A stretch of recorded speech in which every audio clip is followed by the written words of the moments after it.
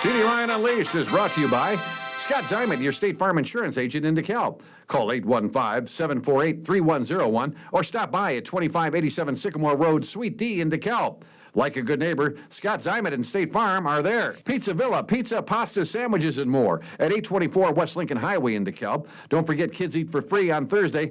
For delivery or pickup, go to pizzavilla.com or call 815-758-8116. Elder Care Services of DeKalb. Safe, secure, and supported, helping you stay in home where you want to be. Call 815-758-6550 or stop in at 1701 East Lincoln Highway in DeKalb or on the web at ecsdecalb.org. My Insurance Guy in Sycamore covers Medicare to auto care and everything in between. Stop by at 204 South Main Street in Sycamore. Call 815-899-0950 or online at myinsuranceguy.com. Welcome into TD Ryan Unleashed, podcast number 42.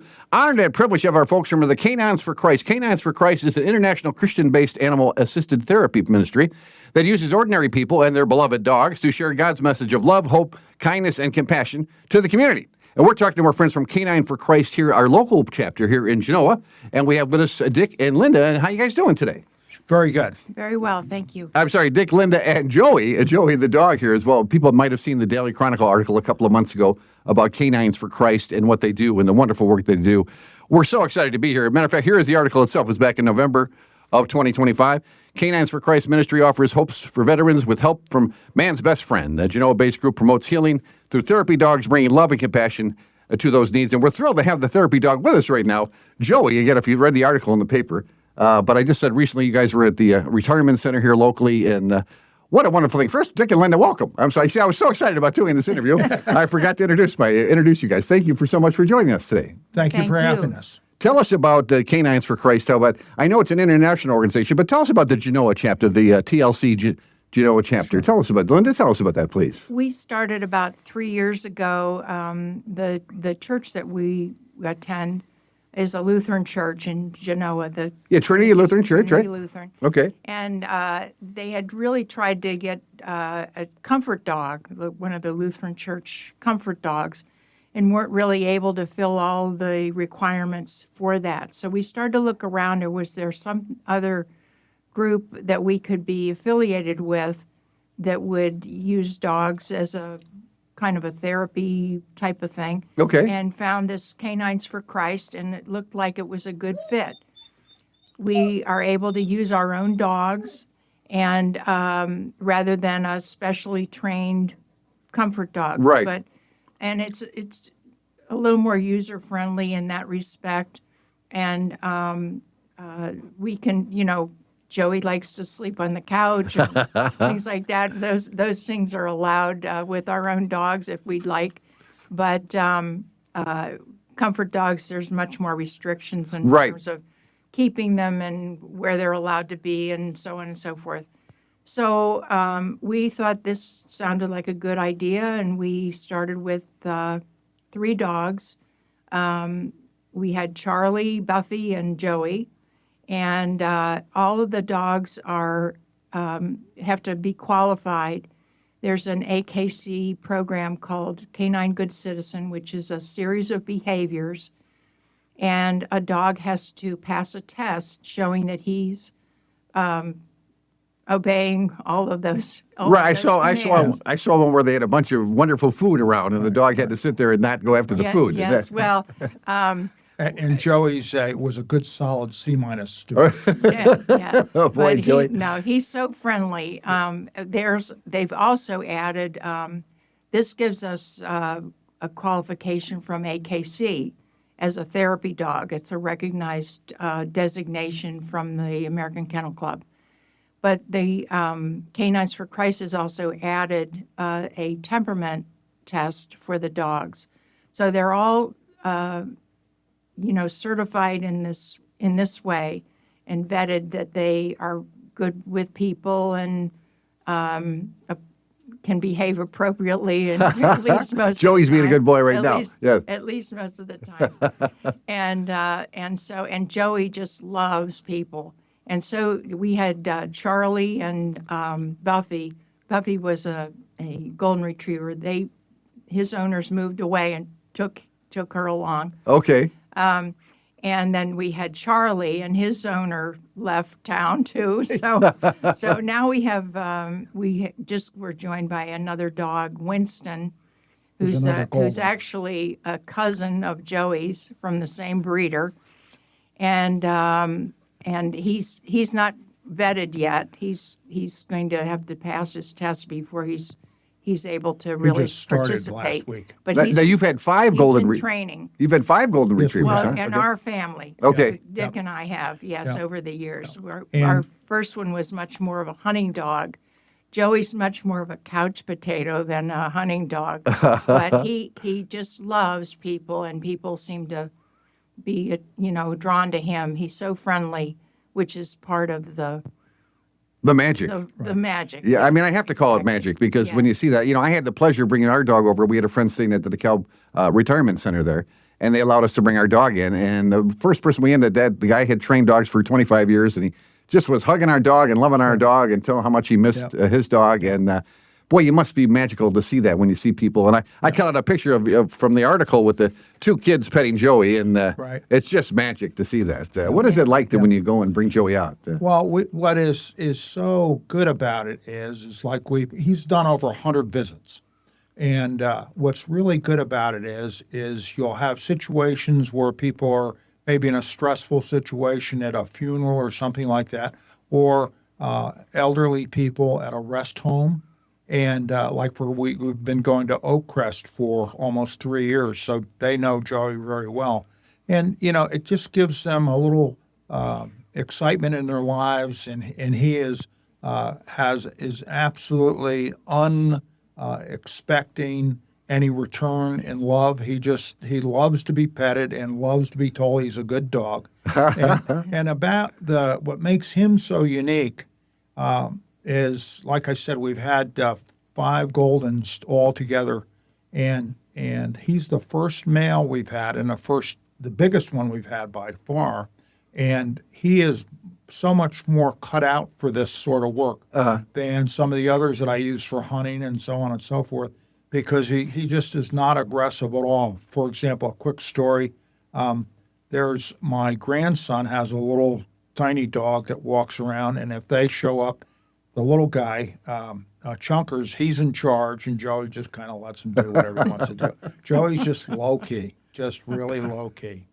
I was going to bring it up later, but I have to bring it out. My wife and I have a book, Dogs of 9/11, and it was the dogs that went to help after the catastrophe at 9/11, and they were dogs that found live people. They Sure. weren't cadaver dogs. Yeah. So every once in a while, one of the firemen would hide so the dog could find them and get the reward and keep the dogs. But what really touches me now, I always get very emotional talking about it, is the pictures that they showed of the firemen hugging the dog, and they said they would talk to the dog. And of course, they had just lost their brother and sister firemen Yes. to the dog. And there's a couple of scenes where they're just hugging the dog, and it's just magic because you can see the problems being lifted by the dog. It's funny you bring that up, because there are people that are in this ministry around the country. One in particular I'm thinking of, I don't know, I can't recall what her name is, but she has a ministry that she started that specifically ministers to first responders and their firemen. But the vast majority of them are firemen, and the vast majority of them are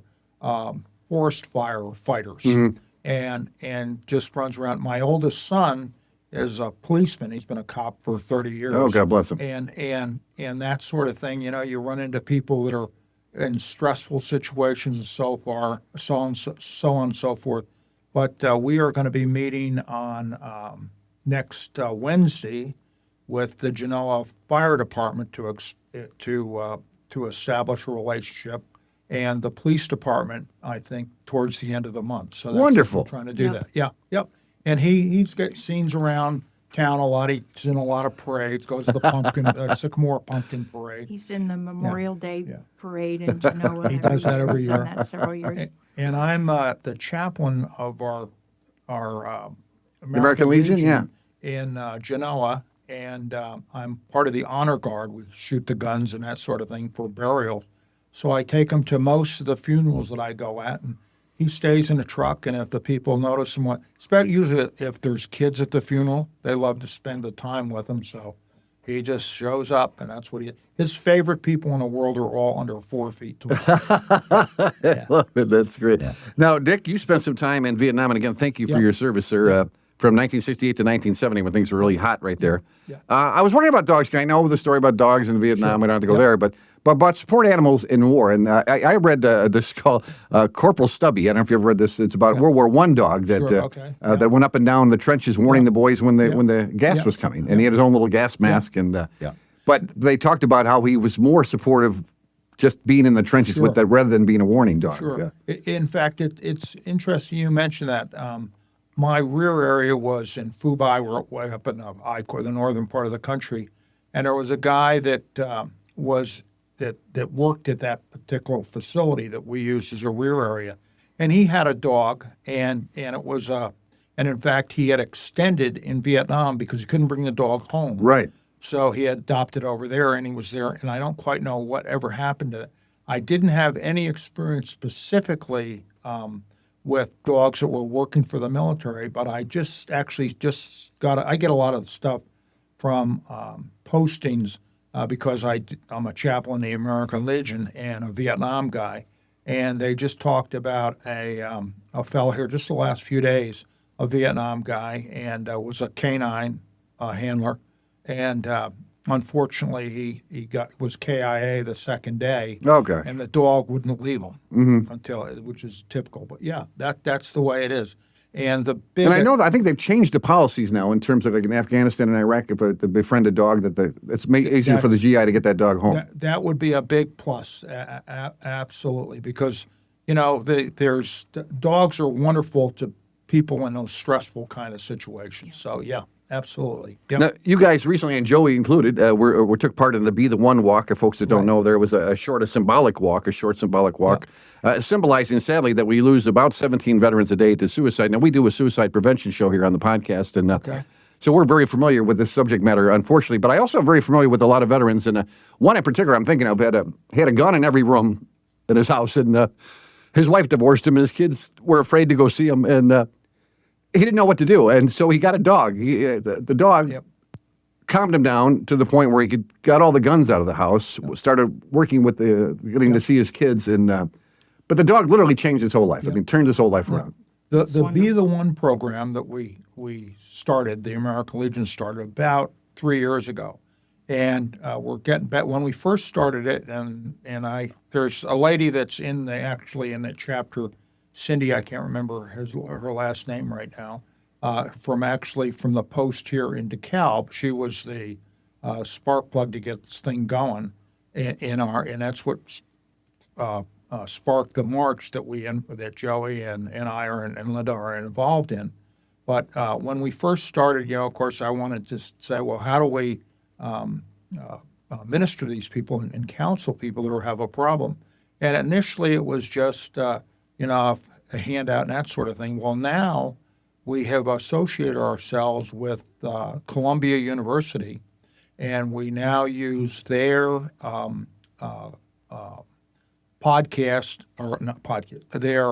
website and their system that you basically have on my phone. You have a podcast or a app comes up, and it puts down all the questions I have and so on and so forth, and plus who we can call to get help and so on and so forth. So it's much more sophisticated. And we also have now, in fact, I haven't taken it yet because it just started. I actually just discovered this additional training, is that we now have, it's a online training into this method that Columbia has developed. Okay. So it's really getting much more sophisticated.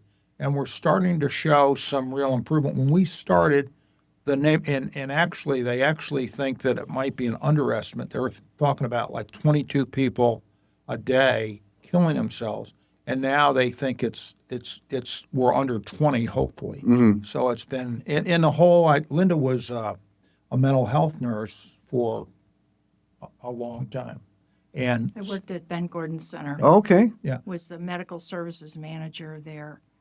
And so I'm familiar with mental health issues. Sure, we just had them in for like. our suicide prevention show. We were talking about the living room at the Ben Gordon Center. Okay. Yeah.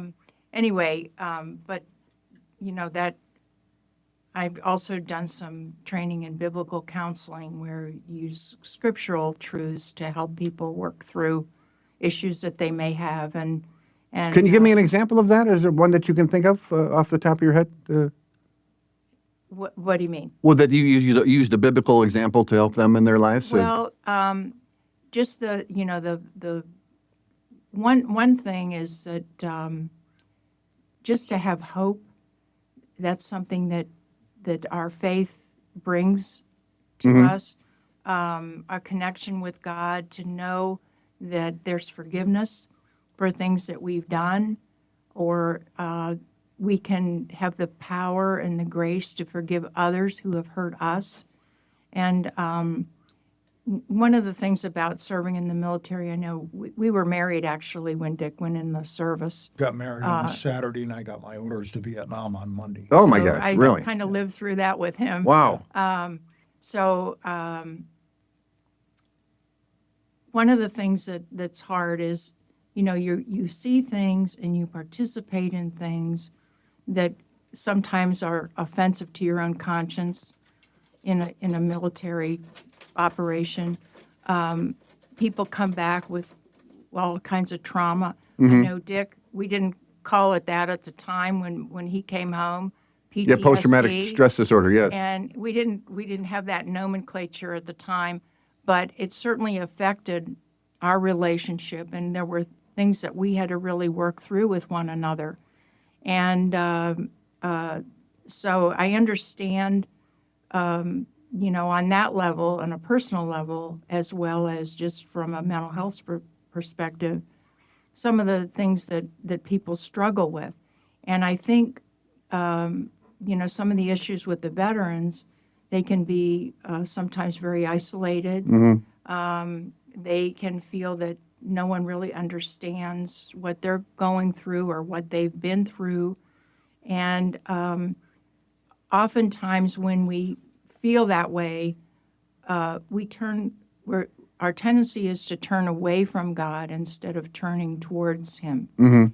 And if we can help people to understand that that there is hope in God, that He is our friend. And I'm thinking of a scripture where He says in Matthew 11, "Come to me, all you who labor and are heavy laden, and I will give you rest.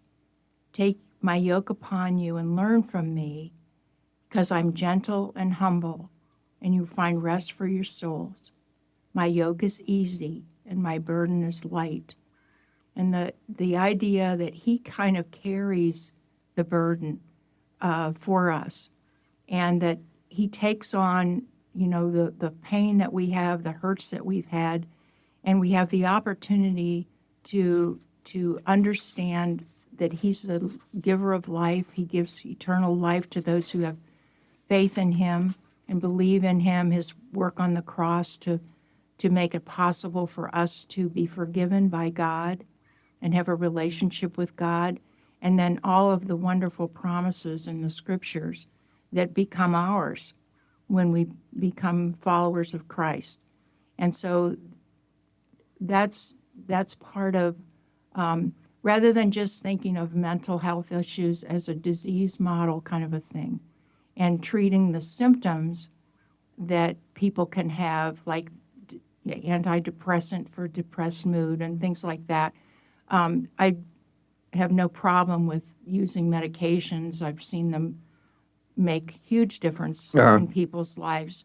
But the root of the problem is much deeper than just treating the symptoms.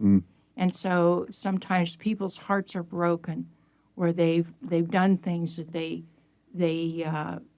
just feel that they can't get past. And sometimes those traumatic things actually become defining in a way It rules their whole life, yeah. that rules them, instead of knowing that they don't have to be defined by either things that they've done or things that have happened to them. Those things don't have to define them in the same way anymore, because there's forgiveness in Christ. Yeah, when you talk about people finding religion, I always remember the MASH TV show where Colonel Potter said there's no atheists in foxholes. And, Exactly. but it's really true, isn't it, though? Yes. If I can speak to that just a little bit. Please. When I got back, Linda and I met at the University of Michigan, and I was an airline pilot, and I went on military leave and went to the I military. was a student. Okay. and went to the military. And when I got back, I was on military leave from the airline. And when I got back, I went back to a good job, and I was a pretty easy-go-lucky guy, and got back, and I noticed that I was there were things we weren't getting along real well, and I was screwed up. And the thing is there were things that I felt really intense about, and I didn't quite know why I felt that intense about it. Uh-huh. And through a number of I don't call them coincidences, but another things came together, and we ended up going to a little church in which I grew up basically in the shadow of West Point. So a lot of the people that were in that church, if you were my age in the early 20s and were in that church and you hadn't been to Vietnam, you were unusual. Just because of all the West Point guys. Sure.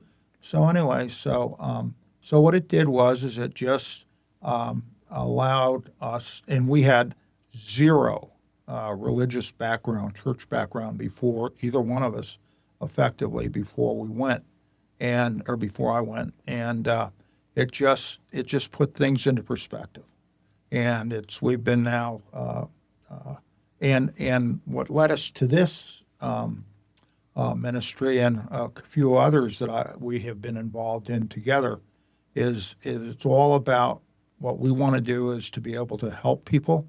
We don't want to beat them up with the Bible. We don't want to do them this or that or go to church or this. We just want to be able to open that door, just give them a little breather, and just say, hey, because And Joey opens up that door, Yeah, doesn't he? yeah, That's, absolutely. He really And- does. He helps and- break down right, barriers that people have, maybe to talking about Yeah. what they're going through, or just, he can just bring some comfort, like you were talking about people that had dogs in the past in their lives, people in the nursing home that can't have a pet there, but they love the dogs and they come in and they just enjoy being able to see one, and it brings back their own experiences that are positive about having a pet. So those kind of things are special moments. We're talking to Dick and Linda from Canines for Christ in the Genoa chapter here. Now, I want to give Vicki Fogle credit, right? Now, Vicki Fogle, who heads up the Canine for Christ in Genoa. Tell us about Vicki. And Vicki says, quote, you don't have to be a member. You don't have to be a Lutheran.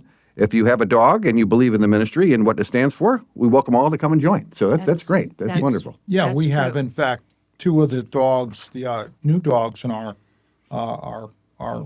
ministry, the new Golden Retriever, as well as we have a German Shepherd, and both of those ladies and those dogs don't actually go to our church, but we can bring them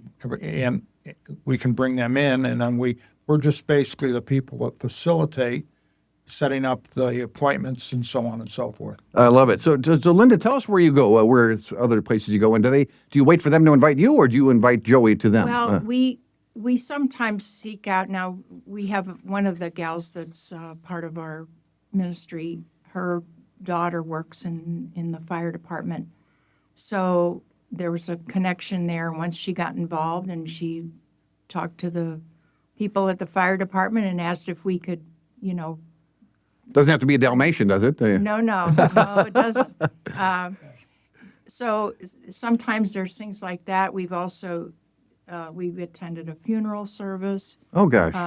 together. Dick goes to his own honor guard things. I don't accompany him on that, but we also meet with Arise, which is part of the Kishwaukee Special Recreation Program. Okay. And we've met with some people in their own homes. There's no cost to what we do, and there's no requirement. You don't have to be a Christ follower necessarily or anything in order for us to come and visit. You just have to. Actually, if someone's interested in receiving a visit from from one of our dogs, or even just a chance to have some people come alongside without a dog. Not everybody's a dog person. Right, yes, we found that out, yes. So they can contact our church telephone number, which I can. Go ahead, please. you Yeah, will you give it at the end, too? We'll give it again. Sure, it's 815-784-2522. That's the Trinity Lutheran Church, north of town on State Road in Genoa. Okay. And that's the church office number. And they would, you would give your information or request, and they would get in touch with us and try to set up a meeting if someone was interested. Wonderful. That's one of the reasons why Joey and I attend parades. We're in parades. We're going to the home and garden show that Genoa's having, because we're just out there walking around and people see us. And of course, no one knows my name, but everybody knows his name. And as a result, they say, "Oh yeah, we heard about that dog. Yeah, maybe you can come and do this." And we'll get, if someone calls us, we'll get there one way or the other if we can. And That's great. That's what we do.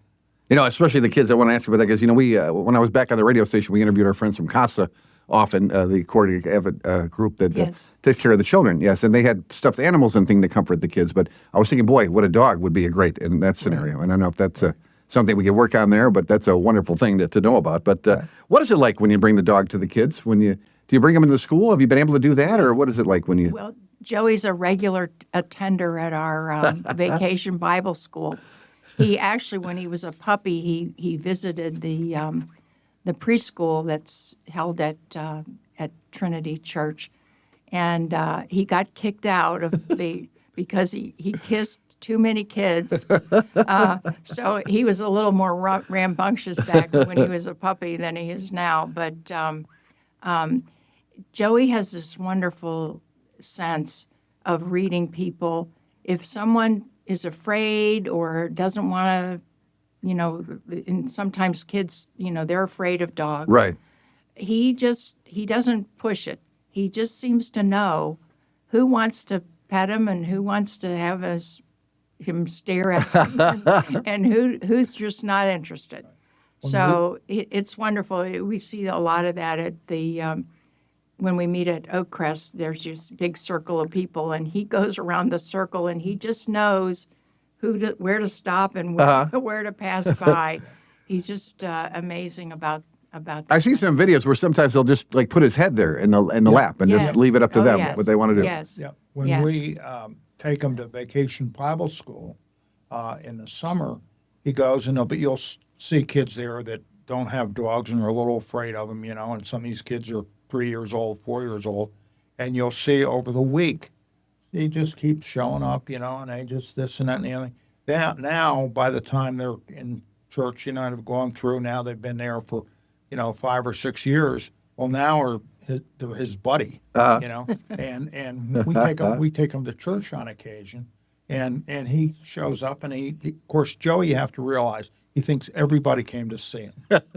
Everybody came to, so he goes and greets everybody and that sort of thing. But there's little kids that were very pushed back, and now they jump right out, and that's just what he does. Well, from the moment you brought Joey in the studio, I've had a big smile on my face. There's no way you can keep that. He's demanding petting over there, which I love that about him.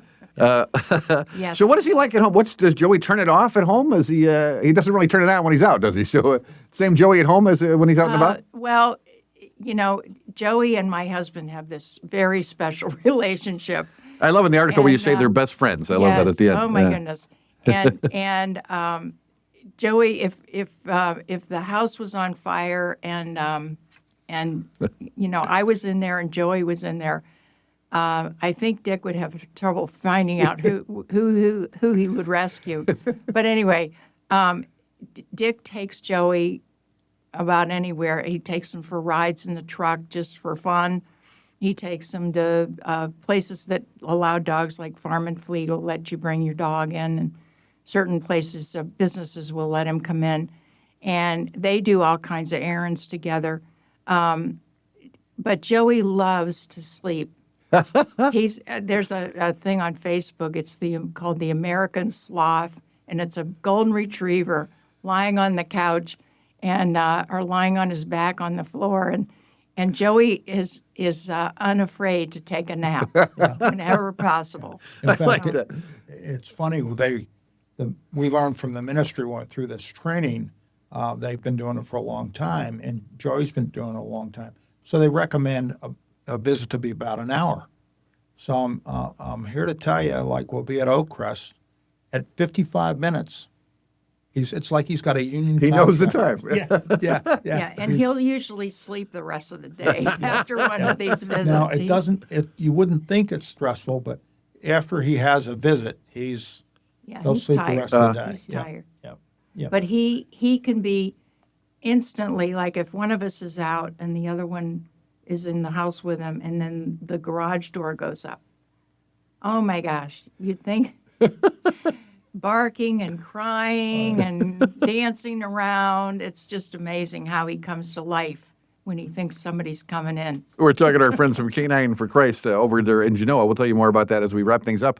But I wanted to mention this in the article. It says the fanfare that Joey received from many offers a stark contrast to how Vietnam veterans were initially greeted upon returning from war. And I know you experienced that firsthand, Dick. I know many people I know, my older brothers, siblings, they were spit upon. They were called baby killers. It was just a terrible time in our country for us to now realize what we did. And what were those times like for you, Dick? And then, well, I can't honestly say that I had any of those experiences just like that, but just a real quick anecdote. Like I said, I grew up in the shadow of West Point, and got back, and was having trouble transitioning, and Linda worked as a nurse in a home for boys that couldn't be placed. They couldn't be placed in foster homes because of behavioral problems. Or And- regular school. They were too Or disruptive regular to school. be in a regular school So setting. the headmaster of that was a guy that was with Patton in the Second World War, and he invited us down to West Point one Sunday to go to the Oak Club to have brunch on a Sunday morning, and we're walking across and we're talking about this and that and the other thing, and he said, "Well, how you doing?" I said, "I'm doing that like all men. I'm doing fine." Yeah. He says, "Well, that surprised me. No one's ever doing the same thing." And he explained to me that, you'll meet, like Linda can love me as much as she possibly could, but no matter how hard she tries, she cannot imagine what it's like to see the eye of battle. Mm-hmm. And as a result, that's just, so you feel very isolated. In fact, that's the whole thing, that some of the materials, people that are ready to commit suicide have that feeling of loneliness. And that's what the whole program is to indicate to people that, no, you're not the first one down this road, you're all together. But yeah, there's like the night that I got back, for example, I flew into Seattle, and then I came out. Linda was in Pittsburgh living with her parents, and they had a dinner party, and there was a lady there that was actually the wife of a guy that worked with her dad, and she kind of just tried to, hear out more stories, that kind of stuff. And I just said, I don't really want to. I don't want to do that, And so she got offended by that. Okay, so it was really fascinating that probably 5 or 6 years later, there was a lady that was a neighbor of ours. We had bought a little ramshackle old house, and this lady was a social worker. And we lived north of New York City, obviously near West Point, and she was a social worker. And Lorraine, I can remember she was almost deaf, and she had a hearing disability from birth, and she was a social worker. And she said, "Can you explain to me what war is like, what battle is like, what war is like?" And I thought about it, and I said, no one's ever asked me that question.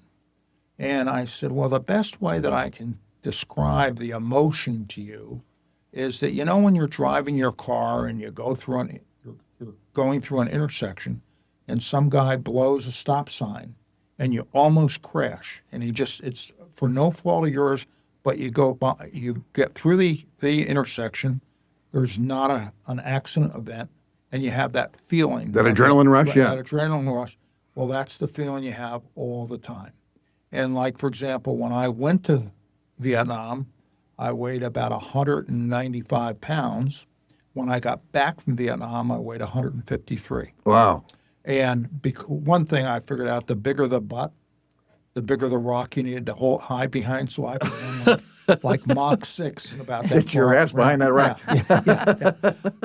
But the and that's what happened. But my brother, who also flew airplanes for a living, he got married after, and I was in his wedding. I was his best man in his wedding right after we got back from Vietnam.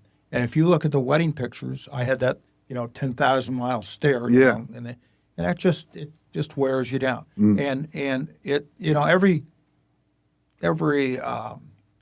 group of veterans from any war thinks, well, it's their own indication. There were a lot of talking about when I got back, well, the reason why the Second World War guys didn't feel this kind of thing because they got on a ship and it took them, 5 weeks to get back. And we got on an airplane, and literally I went You're from back. Yeah. being in a swamp to being in civilization in 20 hours.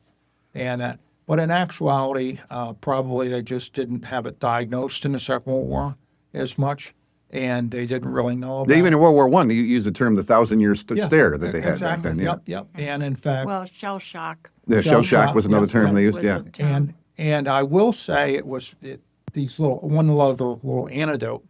I remember I walked in a bar. We live in Hampshire, and they had, I think it was Old Style, had these little things they put up as an advertisement thanking the troops coming back from the first Gulf War, the 6-day war, or whatever it was, the real short one with Kuwait. Right. And I thought to myself, what a different idea is where there's that stuff where and it's not really it's not the fault of anybody that wasn't. They just simply I read a lot of history, a lot of history, and just simply it was an unpopular war, and people just wanted to put it behind us. They just wanted to put it behind them, and so you're the likely thing, and of course you throw in the draft, and everything's charged and so on and so forth, and that's just what happened. Yeah. But I talked to guys that are in our Legion, and most Vietnam guys didn't participate in things like the American Legion or the VFW, and I was one of those.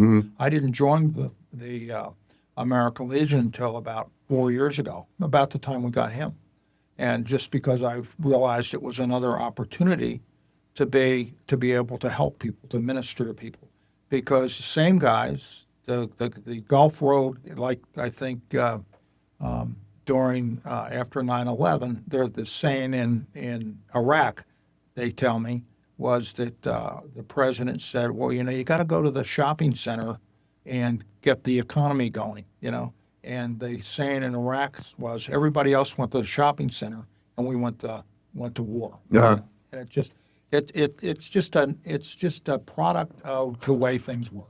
Well, the gentleman I told you about that the dog helped him so much, he told the story, and again, not to be morbid or graphic, but he was in Vietnam, and they were sitting around in a circle, and a friend has got a Dear John letter, and he said he called it swallowing the rifle. They were sitting in a group, and he killed himself right there in front of all their 5 other guys, and they're supposed to go back home and resume a normal life. And what people don't realize is also in a war situation, the number of people that get killed from hunting accidents. You got a bunch of 19 to 22-year-olds running around in tanks and track vehicles and gun trucks and all that kind of stuff, and 19-year-olds. And there's no other environment where young people get as much responsibility that quick. Like you'd give a crew of 6 guys and put them on a gun truck, and they basically were subcontractors. yeah, And here they're running this thing, and that's just the way it is. Yeah, we talked to you guys for hours. I did want to mention a TV show I love. It's called Pit Bulls and Parolees. I don't know if you've already seen that at all, but Seen it. I haven't watched it, but I've seen it. where they have the parolee, they Sure, have yep. the convicts Oh. train the dogs and Sure. follow them And- along. It's just a wonderful thing. It's a wonderful program. And in fact, I was a volunteer chaplain in the prison system for about 9 years in Illinois. And I've often thought, I haven't ever tried, and that ended with COVID for me. And then I got moved on to doing some other stuff. And I think that would be a wonderful opportunity to take, but there's always a lot of Yeah, a lot of red tape. hoops red tape you got to get Yeah. through to do that. But yeah, I think that's because it allows prisoners, the people that are incarcerated, an opportunity to have responsibility for somebody else. And I know that And that unconditional love they get from the dog, Yeah, right? yeah, That's it. and I would go in Absolutely. for a couple days at a time, and we basically had we had one program called. I was associated with Wayside Cross Mission in Iran, and that's who I actually was worked for as a volunteer. And then I became a non-paid staff member, basically in the state of Illinois, so I could go any prison around the country, or around the state rather, and. So we teach these, well, like we had a dad's program where you basically try to teach guys how to relate to their kids in that environment, and have these things that they could fill out and do homework and then mail it in and get it. And some of these guys, this was the first academic success they had ever had. And they just get all, and you get to meet a lot of different kinds of folks. But yeah, that was an environment. That's wonderful. So we wrap things up, Linda. To tell you, you mentioned earlier too, but again, I think Dick, you said you're not beating the people over the head with the Bible, but it is a religious group, right? But tell us about it. Yeah. If I have a dog like I do, Sure. I Yes. want to join. Tell us about how would I do Well, that? there's the Canines for Christ has a website, and on that there's information about their statement of faith. Yeah, I have the basically statement of to- beliefs, right? Yes. Okay. Yeah. So To agree with those things and understand. They also have some certain rules, like for instance, I can't give Joey to you to take somewhere. okay. The handler, that's basically the person who's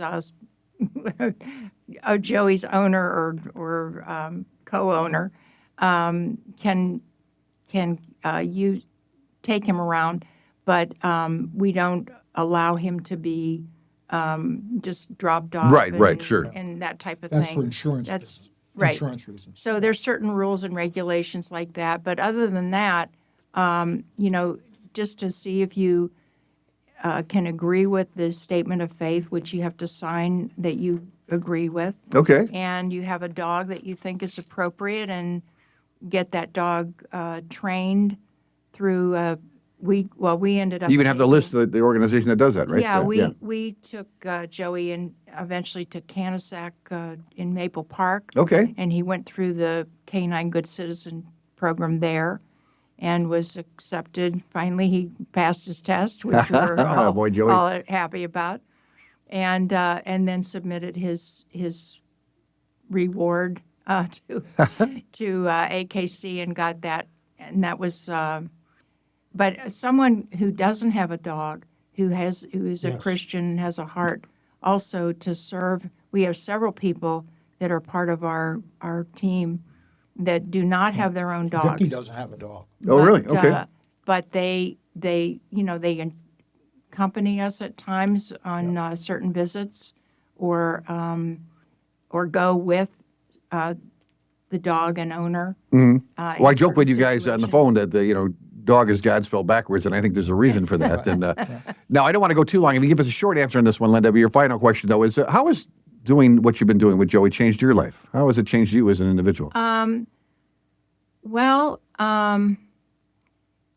Dick is the main dog handler, but because I have a counseling background and understanding that way, I think I love to see Joey break down barriers with people, and they can be a little more open to talking about how they're doing, how they're feeling. And I just think it's a great way to kind of make connections with people, and I think I'm hoping for more of that. I'm hoping for more opportunities along that vein. We're called as Christians to love our neighbors, and this is a nice way of facilitating that in a lot of settings. That's got to be really rewarding for you as well. Yes, it is, Oh, definitely. very much so. Yep. Very much so. And Dick, how about you? How was Yeah, Joey yeah. changed your life? Yeah, it gives me an opportunity to give back. I love dealing with Joey, and what's just I'm 80 years old, and so a lot of the people that we visit in nursing homes and so on and so forth are about my age or a little bit older and that kind of stuff, and you just have this opportunity to do something, and what we're all about is getting outside the church, the building, and taking the love of Jesus Christ into the community. That's what it's all about. We don't want to beat anybody up with the Bible. We just want to show His love and talk about Him. And if we can bring a little bit of joy into somebody's life, that's what we're all about. Well, we commend you both for what we commend the three of you for what you do. And Joey is a wonderful vehicle for that. Yeah. Like I said, no one knows my name. Everybody knows Joe's. So if you want to find out more for Canines for Christ, again, you can go to, you can probably stop by the church, Trinity Lutheran, Sure. at 33 at 930 North State Road in Genoa. You can call over at 815-784-2522, 784-2522, or email them at canines, the number 4, so canines, the number 4, Christ, TLC, at tlcgenoa.org. Well, this is I tell you, this is one of my favorites. This is my 42nd podcast. By far my favorite because Joey has been here with us. And but I want to thank you both for what you do. It's great. And I had no idea you were 80, Dick. You wear that extremely well. But it's great that you guys could be, going off on vacation and doing wild things, but you're giving back to your community. So we commend you for that. We're Thank you. blessed It's that a we can do it. privilege. We're It's blessed a real that we can do privilege. it. Well, we're blessed having you here today. Thank you so much. That's Canines for Christ here. Today, that's TD Ryan Unleashed podcast number 42. Big thanks to our sponsors and my nephews for getting this on the air.